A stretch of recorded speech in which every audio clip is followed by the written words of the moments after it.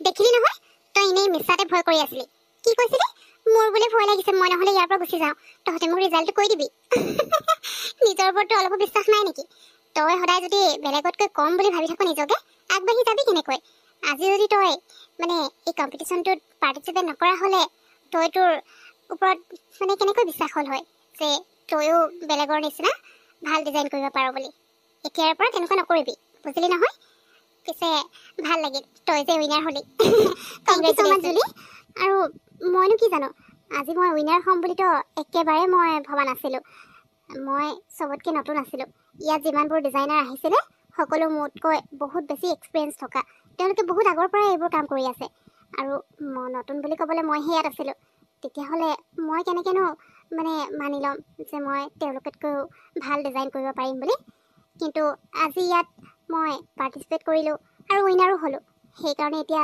মোৰ নিজৰ ওপৰত অলপ বিশ্বাস হৈছে যে মই আৰু আগলৈ ইয়াতকৈ ভাল ভাল কাম কৰিব পাৰিম সঁচাকৈ কিন্তু মই আজি উইনাৰ হোৱাৰ কাৰণে অকল মোৰ নিজৰ কাৰণে হোৱা নাই তোমালোকে সকলোৱে মোক বহুত ছাপোৰ্ট কৰিলা আৰু বহুত মোক মানে উৎসাহ দিলা যাতে মই কামটো ভালকৈ কৰিব পাৰোঁ সেইকাৰণেহে পাৰিলোঁ গতিকে সকলোকে বহুত বহুত থেংক ইউ বাইদেউ পিহু তুমিতো আজি কম্পিটিশ্যনটো উইনাৰ হ'লাই ইমানকেইটা ডাঙৰ ডাঙৰ কোম্পানীয়ে এই কম্পিটিশ্যনটোত পাৰ্টিচিপেট কৰিছিলে আৰু গোটেইবোৰকে হৰুৱাই তুমি উইনাৰ হ'লা গতিকে আজি পাৰ্টি এটাতো হ'ব লাগে নে কি কৌতিকো পাৰ্টিটো দিবই লাগিব এফালে বিহু উইনাৰ হ'ল আৰু আনফালে তই ইমান ডাঙৰ প্ৰজেক্ট এটা হাতত পালি গতিকে ডাবল পাৰ্টি হ'ব লাগে সেইটোতো হ'বই ডাবল পাৰ্টিয়ে হ'ব আকৌ সেইটো টেনশ্যনে নল'বি মই অলৰেডি ফোন কৰি কৈ দিছোঁ সকলো যোগাৰ কৰিবলৈ আমি এতিয়া যোৱাৰহে কথা বাৰু বিহু তুমি ডাইৰেক্টলি পাৰ্টিলৈ যাবা নে ঘৰৰ পৰা আহিবা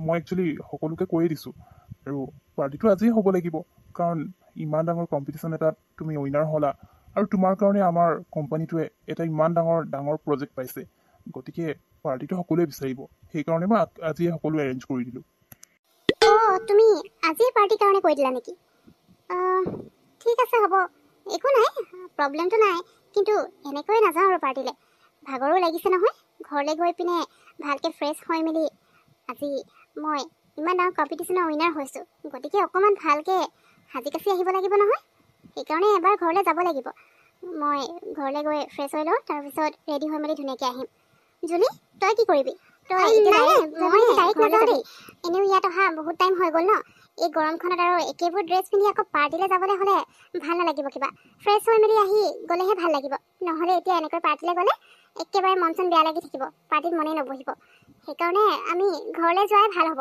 গৈ পিনে ফ্ৰেছ হৈ লওঁ তাৰপিছত ধুনীয়াকৈ ৰেডি হৈ মেলি পাৰ্টিলৈ আহিম আকৌ পিহু তই যাবিনে এতিয়া যাওঁ যদি ব'ল আমি দুইজনী গুচি যাওঁ ইহঁতে কি কৰে কৰিব আৰু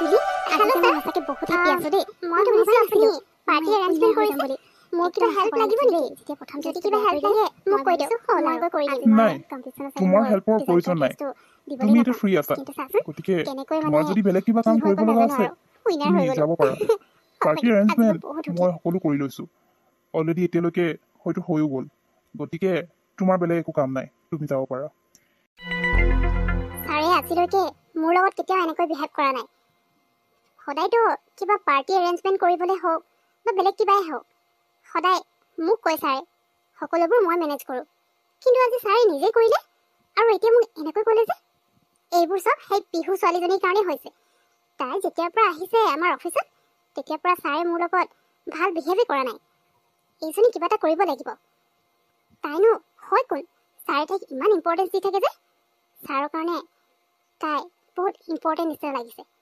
কিন্তু মই সেয়া হ'বলৈ নিদিওঁ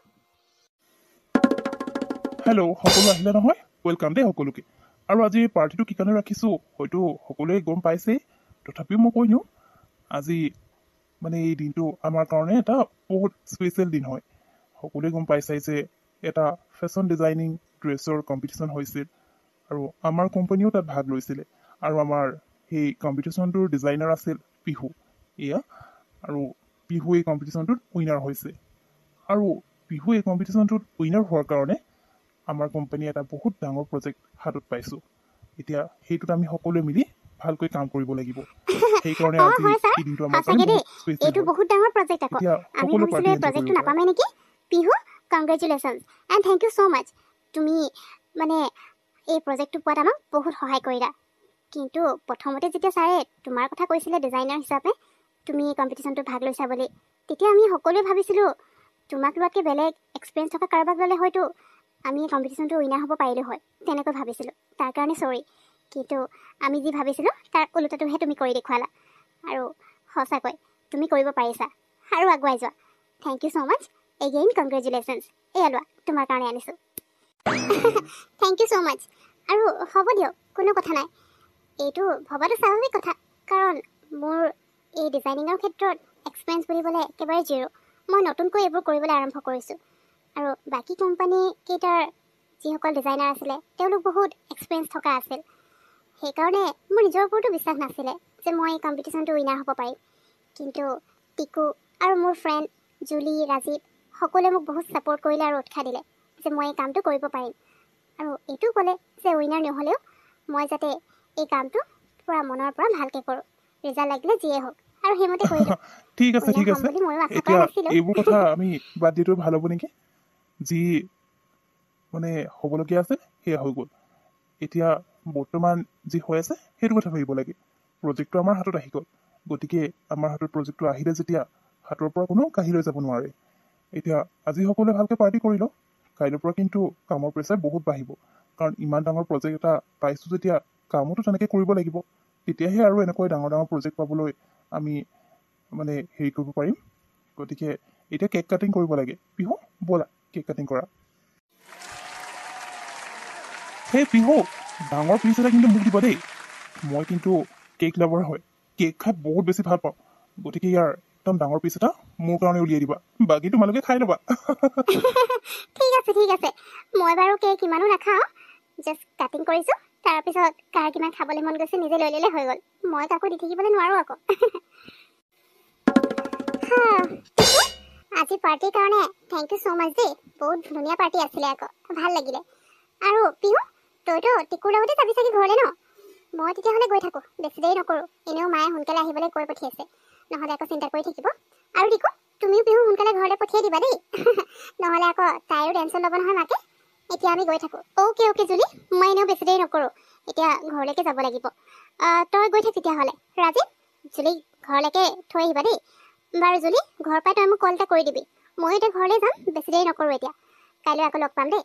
কাইলৈ তই ৰাতিপুৱা মোৰ ষ্টৰত আহিবি নহয়, তোৰ লগত কথা আছে, মিটাৰ কথা। গতিকে আহি যাবি দেই যদি টাইম মিলে মানে। এতিয়া গৈ থাক, bye bye. Tiku thank you so' much গোটেইবোৰৰ কাৰণে। তোমাৰ কাৰণে মই ইমান ডাঙৰ এটা অপৰচুনিটি পালোঁ, ইমান ডাঙৰ ডাঙৰ কোম্পানীছৰ লগত কম্পিটিশ্যনত ভাগ ল'লোঁ। মইতো সপোনতো ভবা নাছিলোঁ এনেকৈ কেতিয়াবা যে কিবা এটা অপৰচুনিটি পাম আৰু ইমানবোৰ এক্সপিৰিয়েঞ্চ থকা ডিজাইনাৰক হৰুৱাই উইনাৰৰ ট্ৰফিটো মই পাম বুলি। এইবোৰ সকলো তোমাৰ কাৰণে হৈছে, তাৰ কাৰণে থেংক ইউ ছ' মাছ।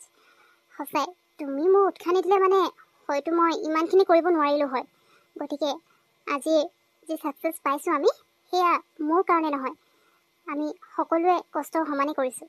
গতিকে ইয়াৰ ক্ৰেডিটটো অকল মোক নিদিবা, তুমিও ল'বা আৰু লগতে তোমাৰ কোম্পানীত থকা সকলোকে এই ক্ৰেডিটটো দিবা। আচ্ছা টিকু, মোৰ প্ৰথম ড্ৰেছটো কোনে বেয়া কৰিছিলে সেইটো বিষয়ত কিবা গম পালা নেকি? ইটছ অ'কে পিহু, তোমাক মই অপৰচুনিটি নিদি বেলেগক কেনেকৈ দিলোঁ হয়? যেতিয়া ডিজাইনাৰৰ কথা ক'লে মোৰ মনত অকল তোমাৰ কথাই আহিল, আৰু সেইকাৰণে ভাবিলোঁ তোমাক এই অপৰচুনিটিটো দিয়াৰ খুবেই প্ৰয়োজন, যাতে তুমি নিজকে প্ৰুভ কৰিব পাৰা। আৰু মায়েও তোমাক কি কৈছিলে সেয়াতো মই গম পালোৱেই। গতিকে এতিয়া মায়েও গম পাব মই যিজনী ছোৱালীক নিজৰ লাইফ পাৰ্টনাৰ হিচাপে বাছি লৈছোঁ তাই সঁচাকৈ কিমান ভাল। আৰু তাইৰ ষ্ট'ৰৰ যিবোৰ ডিজাইনৰ ড্ৰেছ আছে সেই গোটেইবোৰ যে তুমি নিজেই ডিজাইন কৰা সেয়া এতিয়া মায়ে নিশ্চয় গম পাই যাব। গতিকে চাবলৈ গ'লে সকলো ভালেই হ'ল। আচ্ছা, তোমাৰ প্ৰথম ড্ৰেছটো বেয়া কৰাৰ কথা কৈছিলা ন? বাৰু তুমি সেইটো টেনশ্যন নল'বা, সেইবোৰ কি কৰিব লাগে সেয়া মই কৰি আছোঁ।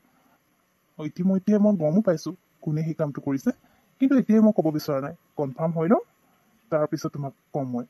বাৰু এতিয়া তুমি যোৱা। অঁ ঠিক আছে বাৰু টিকু, মই তেতিয়াহ'লে যাওঁ, বাই। আৰু আজি পাৰ্টিৰ কাৰণে থেংক ইউ ছ' মাছ। এতিয়া মই গৈ থাকোঁ। আৰু শুনা, মোৰ ট্ৰফিটোতো তোমাৰ ওচৰতে আছে, সেইটো কোম্পানীৰ ট্ৰফি হয়, সেইকাৰণে সেইটো তোমাৰ অফিচতে ৰাখিবা।